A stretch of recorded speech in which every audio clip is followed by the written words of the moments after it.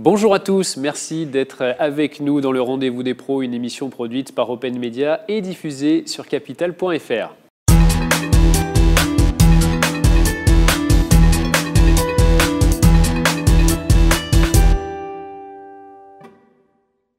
Notre invité aujourd'hui, Jean-Pierre Sabiot, bonjour. Bonjour. Merci d'être avec nous. Vous êtes directeur général de Gigalis, acteur public spécialiste de la transformation numérique.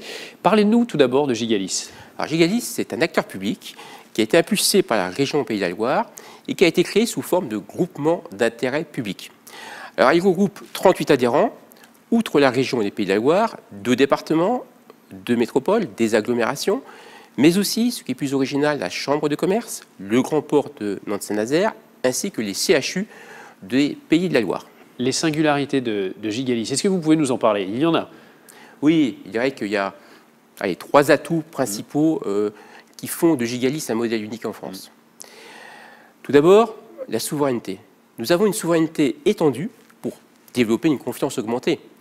Concrètement, c'est quoi la souveraineté? C'est le fait d'être propriétaire de notre réseau de très haut débit, mais aussi propriétaire de nos plateformes, que ce soit d'hébergement ou de sécurité. Ce qui en fait d'ailleurs, à ce titre, un modèle assez unique. Par ailleurs, deuxième atout, c'est que Gigalis, je le disais, est un acteur public, mais un acteur public sans financement public. C'est-à-dire qu'il n'y a ni subvention, ni cotisation publique, ce qui, dans le paysage administratif français, n'est pas si courant.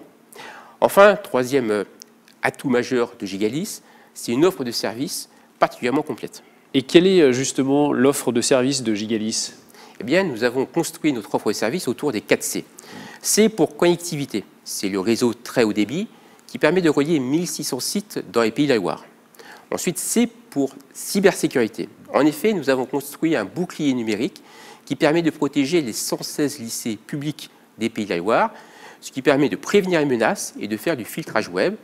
Ainsi, des millions de sessions sont bloquées chaque mois. Ensuite, C pour cloud et hébergement.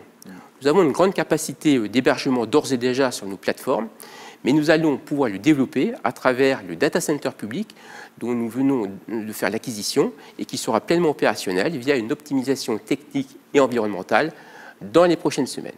Enfin, C pour centrale d'achat. Quel est justement l'intérêt de la centrale d'achat? Alors, la centrale d'achat de Gigalis vise à offrir le meilleur service au meilleur prix pour les acteurs publics qui sont soumis à la commande publique.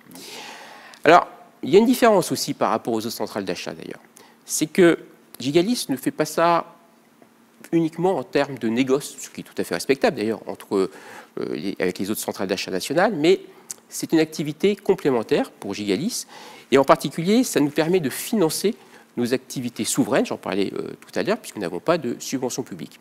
Et donc, nous sommes tout à fait compétitifs. À titre d'exemple, en 2023, nous faisions 0 en chiffre d'affaires, en 2024, 2,2 millions, et en 2025, je pense qu'on va dépasser les 10 millions d'euros. Très beau développement. Un mot aussi, Jean-Pierre Sabiot, avec vous sur la fabrique IA territoriale que vous avez lancée. Qu'est-ce que c'est? Je crois d'ailleurs que ça marche bien. Hein. Tout à fait. Nous avons lancé cette fabrique IA territoriale le 1er septembre dernier. Alors, c'est une fabrique qui regroupe en fait 12 lauréats, ainsi que leurs co-contractants, autour d'un marché public qui a été lancé sur l'intelligence artificielle et les services innovants.